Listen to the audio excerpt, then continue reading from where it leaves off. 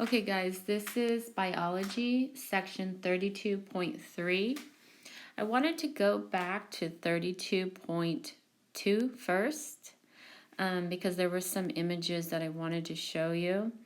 So earlier I was, in the last video, I was telling you the section review questions, okay?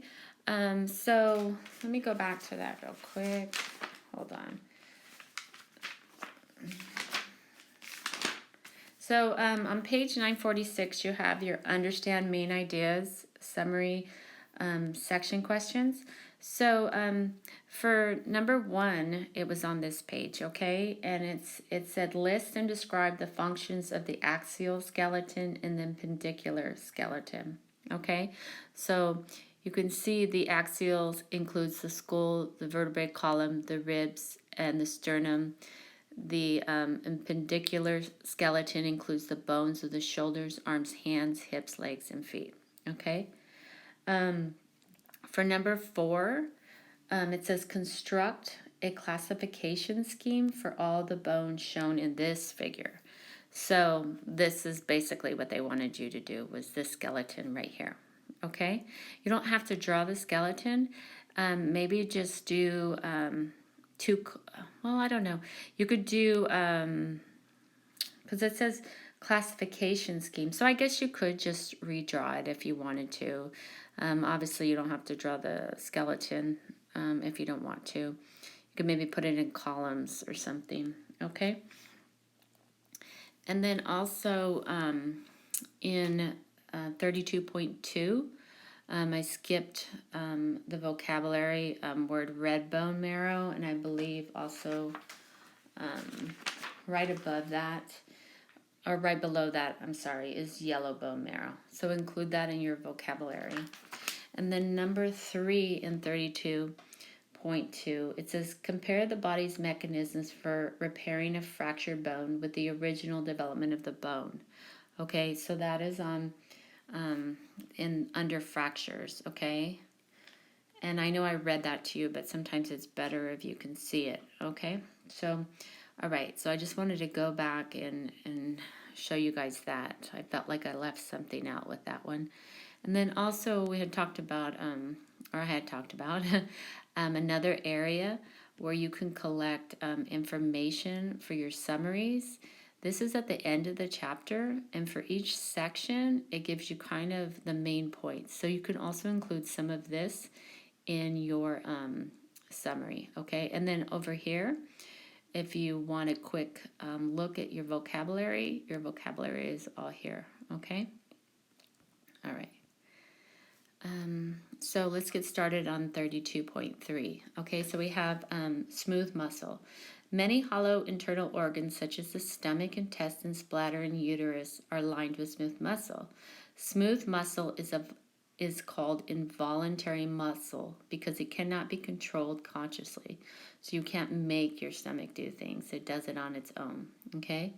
Then we have cardiac muscle. The involuntary muscle presents only in the heart is called cardiac muscle.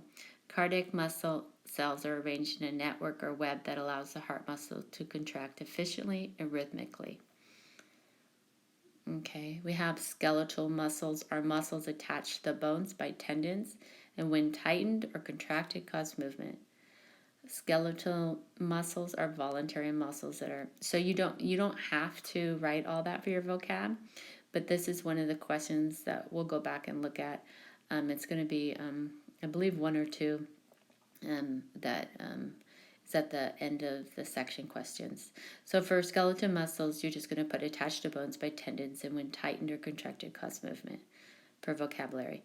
And then voluntary muscles are consciously controlled to move bones. Okay, tendons are tough bands of connective tissue, connect muscles to bones. Okay, and then let's see, we have myofibrils. Muscle fibers consist of many smaller units called microfibrils. There's a glare on there, so I'm going to look in the book. Then we have myosin and actin. So it says myofibrils consist of even smaller units, myosin and actin, which are protein filaments. So in your definitions, you just have to put protein filaments. Next one is sarcomere, and it says the functional unit of a muscle and the part of the muscle that contracts. Okay, so that's it for vocabulary. All right, now we have section summary. Again, sorry about the glare there, but it's in your book on page 951. And again, these are things that you can put in your summary for this section, okay? Then we have understand the main ideas. Okay, construct a chart that lists similarities and differences among the three types of muscle. Okay, so we have smooth muscle, cardiac muscle, and skeletal muscle. So you're going to make a chart. Under smooth muscle, you can put hollow internal organs, or you could just put smooth muscle, stomach, intestines, bladder, and uterus. So you could do 3 columns. At the top of one column, put smooth muscles. Underneath it, just put stomach, intestines, bladder, and uterus. And then put involuntary. That's it. The next column, cardiac muscles, involuntary, and you're going to put heart. And then the next column, you have skeletal muscles, okay? And you're just going to put, let's see if I can see that. Let me make it smaller for me. Skeletal muscles, okay, so we have, they're voluntary, so you're going to put voluntary, and they move bones, so you can put skeletal muscles as your heading, voluntary, they move bones, and that's it. So that would be number 1. 2, identify which of muscles are voluntary and which are involuntary. So it's kind of asking you the same question, right?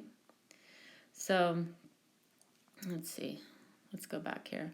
So,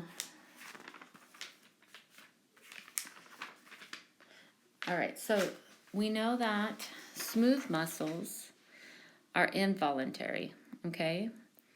Cardiac muscles are involuntary, but skeletal muscles are voluntary, okay? So,